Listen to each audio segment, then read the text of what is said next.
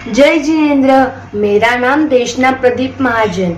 मैं श्रमण संस्कृति सम्यक ज्ञान ऑनलाइन शिविर बाल बोध भाग 2 की छात्रा हूँ।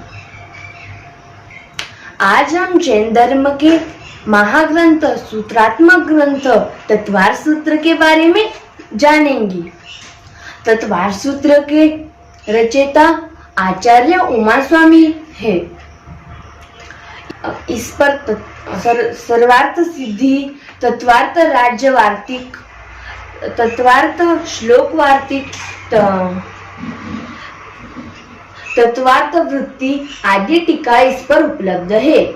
यह ग्रंथ एक सूत्रात्मक ग्रंथ है।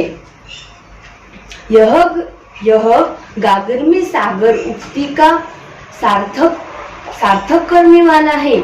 जिस किसी ने भी इस ग्रंथ को जान लिया तो वह सारे जैन धर्म को समझा जा सकता है। इस तत्वार सूत्र में 10 अध्याय होते हैं। पहले अध्याय में 33 सूत्र होते हैं। इसमें सम्यक दर्शन और पंच ज्ञान का वर्णन किया गया है। दूसरे अध्याय में 53 सूत्र होते हैं। इसमें पंच भाव, जीव के जन्म मरण और औपवादिक भावों का वर्णन किया गया है। तीसरे अध्याय में 39 सूत्र होते हैं। अधोलोक और मध्यलोक का भौगोलिक वर्णन किया गया है। चौथे अध्याय में ऊर्ध्वलोक और देवों के प्रकार, भवन, लेशा आदि का वर्णन किया गया है। और उसमें 42 सूत्र होते हैं। वे अध्याय में 42 सूत्र होते हैं। उसमें 6 द्रव्यों में पुद्गल, धर्म, अधर्म, आकाश, काल का वर्णन किया गया है। छठवें अध्याय में 27 सूत्र होते हैं। उसमें आश्रव भाव का वर्णन किया गया है और किन किन कारणों से आश्रव होता है उसका भी वर्णन बताया गया है। 7वें अध्याय में 39 सूत्र होते हैं। उसमें 6 द्रव्यों में पुद्गल, धर्म, अधर्म, आकाश, काल का वर्णन किया गया है। 6वें अध्याय में 27 सूत्र होते हैं। उसमें आश्रव भाव का वर्णन किया गया है और किन किन कारणों से आश्रव होता है उसका भी वर्णन बताया गया है। 7वें अध्याय में 39 सूत्र होते हैं।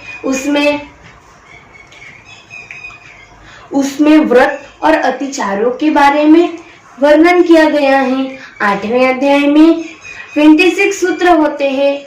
उसमें तत्व का वर्णन किया गया है और 8 कर्मों का उत्कृष्ट जघन्य स्थितियों के बारे में बताया गया है। 9वें अध्याय में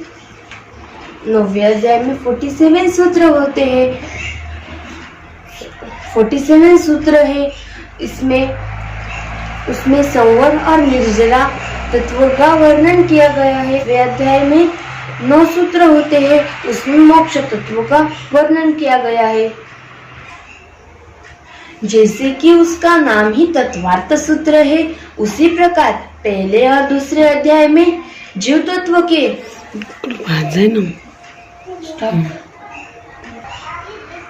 जैसे कि उसका नाम ही तत्वार्थ सूत्र है, उसी प्रकार पहले और दूसरे अध्याय में जीव तत्व, तीसरे, चौथे, 5वें अध्याय में अजीव तत्व, 6वें और 7वें अध्याय में आश्रव तत्व, 8वें में बंध तत्व, 9वें में संवर और निर्जला तत्व और 10वें में मोक्ष तत्व का वर्णन किया गया है।